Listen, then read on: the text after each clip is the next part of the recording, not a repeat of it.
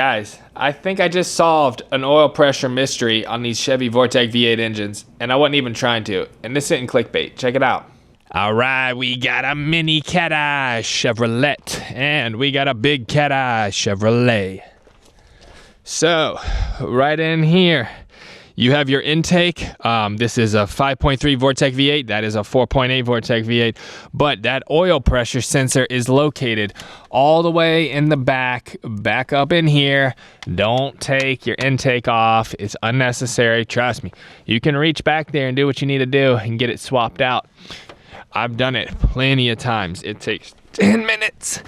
Get in there with the socket. This one's good.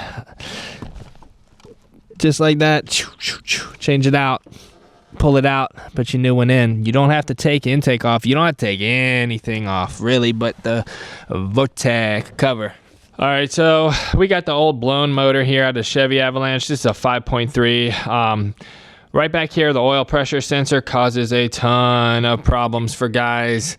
So, you know, you don't have oil pressure, doesn't work right, fluctuates, whatever. You get back here, swap it out. You unscrew it, okay, get the new one, screw it back in. Well, so if you look all around here, we have all kinds of dirt and debris. I mean, look at that. I've already blown this out with compressed air, and you can't get it all off. It's impossible. So this is just with me having blown it off with compressed air. If you were to do this without blowing it off, you're gonna get a bunch of that stuff right in the hole. So look how dirty this hole is. I mean, all of that dirt has fallen in there. What do you think is going to happen when you change out the sensor?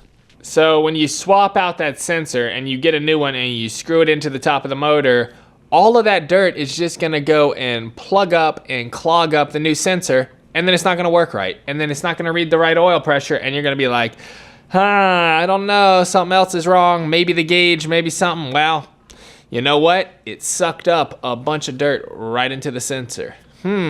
Some sort of wire brush to get back up in there, you know, get it cleaned up.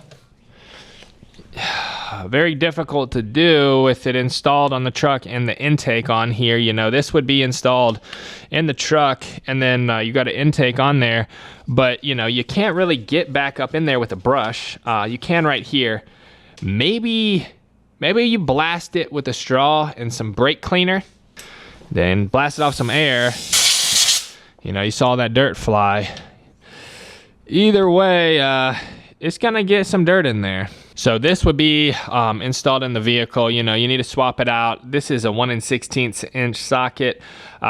It doesn't fit very well. You know, it doesn't fit at all, actually, unless you got a really deep socket. You got to get the special tool. And I can't find mine, but it's just a regular deep socket. Get in there, and you're gonna swap it out.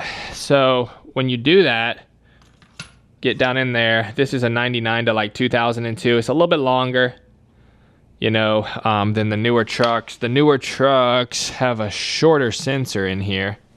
Yep, see this one right here, easy peasy. You can screw it in, and then you know, get it in and out, 1 16th. But even then, that socket is so big, it rubs right here. So get the special tool, it's cheap, and you can get them removed and reinstalled, no problem. So from this point forward, I'm gonna have to recommend, you know, brake cleaner, some kind of bristle brush, toothbrush, anything.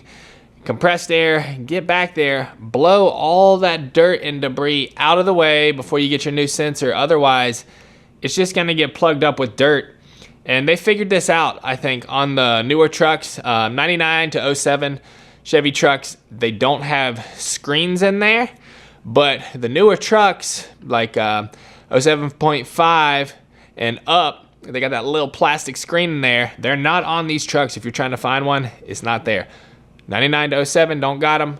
07.5 and up got them. That mesh screen that's in there is probably to stop some of that dirt. You think? I bet you.